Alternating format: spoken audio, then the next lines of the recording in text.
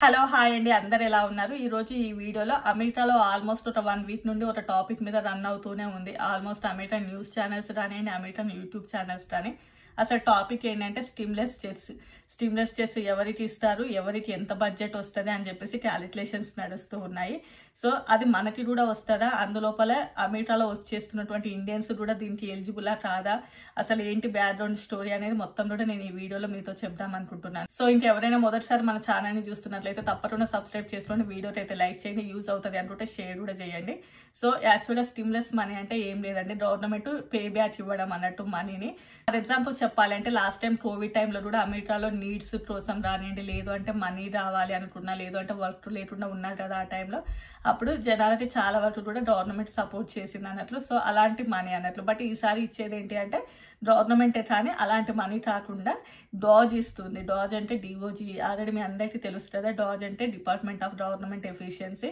నా వీడియోస్ రెగ్యులర్గా ఫాలో అయ్యే వాళ్ళకైతే మొత్తం కూడా తెలుసు. బట్ రెగ్యులర్గా కాకుండా ఈ వీడియో చూస్తున్న వాళ్ళ కోసం జస్ట్ షార్ట్ కట్ లో చెప్తాను ఏంటి అనేది. డాజ్ అంటే ట్రంప్ అడ్మినిస్ట్రేటివ్ కింద ఏర్పడినటువంటి ఒక డిపార్ట్మెంట్. దానికి హెడ్ వచ్చేసి ఎలాన్ మస్క్. వాళ్ళు చేసేటటువంటి పని ఏంటి అంటే అమెరికా లోపల ఉన్నటువంటి ఫెడరల్ లోపల అనవసరంగా ఖర్చు అవుతున్నటువంటి మనీని తగ్గించాలి, అంటే ఫెడరల్ లోపల అవుతున్నటువంటి ఖర్చులని ప్రభుత్వానికి మనీని సేవ్ చేయాలి అని చెప్పేసి. ఇందు లోపల భాగంగానే చాలా మంది ఫెడరల్ లో ఉన్నటువంటి ఎంప్లాయీస్ ని తీసేయడమే కాకుండా అండ్ ఐఆర్ఎస్ లోపల కూడా చాలా మంది ఎంప్లాయీస్ ని తీసేశారు. చాలా వరకు లే ఆఫ్స్ చేసేయడం అండ్ వేరేటటువంటి కంట్రీస్ కి వెళ్తున్నటువంటి ఫండింగ్ మనీ ఎవరికైతే యూజ్ అవుతుందో ఆ కంట్రీస్ కి మాత్రమే మనీ ఇవ్వడం, మిగతా వాళ్ళు ఎవరికి కూడా ఇవ్వకుండా ఉండడం, ఇలాంటివి చాలా కూడా. అంటే ఓన్లీ కూడా చెప్పాలి అంటే సింపుల్ గా అమెరికాలో ఉన్నటువంటి అనవసరంగా వెళ్తున్నటువంటి మనీని మొత్తాన్ని కూడా స్టాప్ చేసి సేవ్ చేయాలి అని చెప్పేసి వాళ్ళు చూస్తూ ఉన్నారు. సో దీనికి బ్యాక్గ్రౌండ్ స్టోరీ అంతా కూడా నా ప్రీవియస్ వీడియోస్లలో ఉంటది. సో ఇంకా ఇందులోని భాగంగానే వాళ్ళు సుమారు 2 ట్రిలియన్ వరకు మనీని సేవ్ చేయాలని అనుకున్నారు. అందులోపల ఒక 20% వరకు మేము సేవ్ చేసామని కూడా వాళ్ళు అనౌన్స్ చేశారు అన్నట్లు. సో ఇంకా జేమ్స్ ఫిష్ బ్యాట్ అనేటటువంటి ఒక వన్ ఆఫ్ ద CEO అతను ఏం చేశారు అంటే ట్విట్టర్ లో ట్వీట్ చేశారు. ఏమని అంటే, ఓకే మీరు మనీని సేవ్ చేస్తున్నారు కదా, ఆ మనీని ప్రజలకు ఇవ్వండి అన్నట్లుగా. అప్పుడు ఆ ట్వీట్ని ఎలాన్ మస్క్కి అండ్ నెక్స్ట్ ట్రంప్కి ఇద్దరికి కూడా ట్యాగ్ చేశారు. అప్పుడు ఆ ఎలాన్ మస్క్ అనే రియాక్ట్ అయ్యారు అన్నట్లు. Okay we will see, Trump announce చేస్తారు ఏదైనా అన్నట్లుగా. సో వాళ్ళు ఏంటి అంటే ఓకే మేము ఎంతైతే మనీ అయితే సేవ్ చేసామో అందులోపల ఒక 20% అమెరికన్ సిటిజన్స్కి ఇస్తాము అండ్ ఇంకొక 20% డెప్ట్ అమౌంట్ లాగా యూజ్ చేస్తాము అని చెప్పేసి. డెప్ట్ అమౌంట్ అంటే నార్మల్ ఎవరైతే క్రెడిట్ కార్డ్స్ అవి యూజ్ చేస్తారో వాటికి ఇంట్రెస్ట్ పెరిగిపోతూ ఉంటుంది కదా, కట్టలేని వాళ్ళు ఎవరైతే ఉంటారో. సో ఆ ఇంట్రెస్ట్ కింద యూజ్ చేయడం అన్నట్లు డెప్ట్ అమౌంట్ అంటే.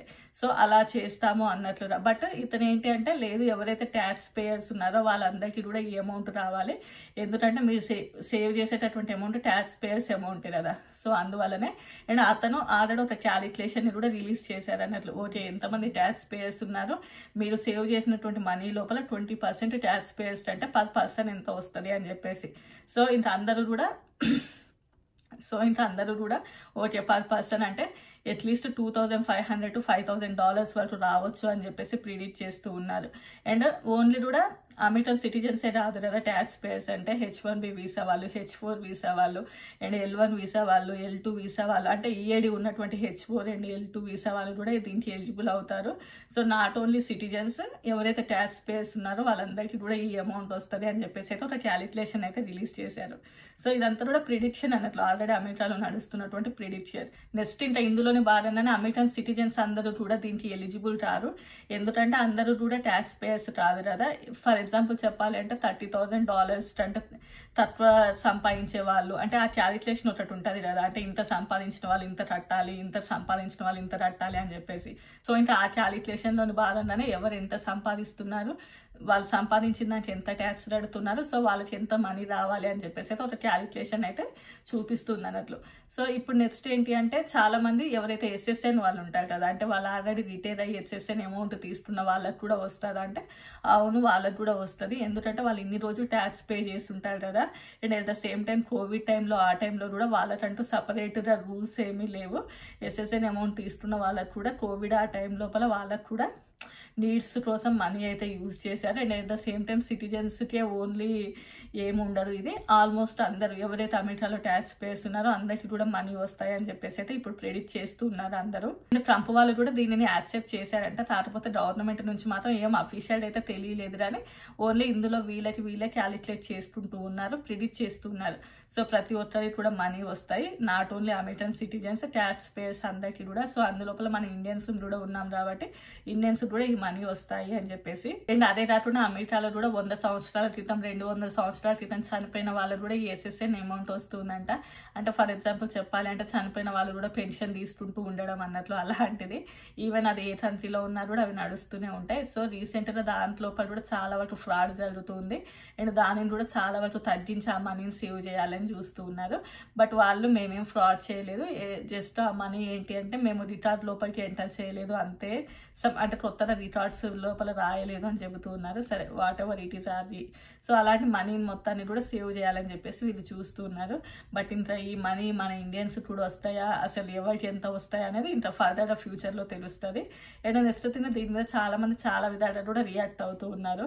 చాలా మంది ఓన్లీ ఒక్కసారి ఇచ్చేటటువంటి ఆ $3,000 నుండి $5,000 కంటే కూడా ఇన్ఫ్రాస్ట్రక్చర్ పెరగాలి, అమెరికాలో ఇంకొంచెం డెవలప్ కూడా చేయాలి అని చెప్పేసి ఎవరికైనా ఎంత డెవలప్మెంట్ జరిగినా ఇంకా డెవలప్మెంట్ ఎక్స్పెక్ట్ చేస్తూ ఉంటారు కదా. సో అలాంటివి చాలా ఉన్నాయి. అంటే ఇంట్రెస్ట్ రేట్లు చాలా అధికంగా పెరిగాయి, అవన్నీ కూడా తగ్గించాలి, ఇన్ఫ్లేషన్ వాటిని తగ్గించాలి. అమెరికాలో అసలు కోడిగుడ్లు కూడా తినలేని పరిస్థితి ఉంది ప్రజెంట్. సో అలాంటివి కూడా అన్నిటిని కూడా తగ్గించాలి, రేట్లను తగ్గించాలి, ఈ మనీ పెద్దగా మాకేం అవసరం లేదు అని కూడా చాలా మంది రియాక్ట్ అవుతున్నారు. సరే చూద్దాం ఎవరికి ఎంత మనీ వస్తాయి, ఎంత రాబోతున్నాయి. అందరూ చెబుతున్నట్టుగా $5,000 పర్ పర్సన్ వస్తాయా లేదా అనేది కూడా తెలుస్తుంది. అండ్ నెక్స్ట్ థింగ్ ఈ అమౌంట్ మనం ఫైల్ చేసినప్పుడు సింగిల్ పర్సన్ ఫైల్ చేశారా, లేదు అంటే ఇద్దరు అంటే వైఫ్ అండ్ హస్బెండ్ వర్క్ చేస్తూ ఫైల్ చేసుకున్నారా, వాళ్ళ మీద ఎంతమంది పిల్లలు డిపెండ్ అయి ఉన్నారు, అండ్ వాళ్ళు గ్రీన్ కార్డ్ హోల్డర్సా, అండ్ వాళ్ళ శాలరీస్ ఏంటి, వాళ్ళ స్టేటస్ ఏంటి, వీటన్నిటిని బేస్ చేసుకొని మాత్రం ఆ మనీ వస్తాయి అండ్ ఇంత ఇస్తారు అని చెప్పేసి అయితే ఆల్రెడీ చెబుతున్నారు. జేమ్స్ ఫిష్ బ్యాటర్ అనే అతను మొత్తం కూడా క్యాలిక్యులేట్ చేసేసి ఇంతమంది ఉన్నారు, సో ఇంతమంది ట్యాక్స్ పేయర్స్ ఉన్నారు, సో పర్ పర్సెంట్ ఇంత వస్తాయని కూడా వాళ్ళైతే ఒక అమౌంట్ ఆఫ్ ద మనీని అయితే చెప్పారు. బట్ ఇంకా క్యాలిక్యులేషన్స్ అని మనకు అవసరం లేదని చూద్దాం అసలు ఎంత వస్తాయి, నిజమేనా కాదా అనేది ఇంకా ముందు తెలుస్తుంది. గవర్నమెంట్ ఇంకా దాని గురించి ఏం అనౌన్స్ చేయలేదు, but will see what will happen అనేది. సో నా వీడియోస్ నచ్చితే తప్పకుండా సబ్స్క్రైబ్ చేసుకోండి. కొత్త వీడియోలతో మళ్ళీ కలుద్దాం. Bye bye.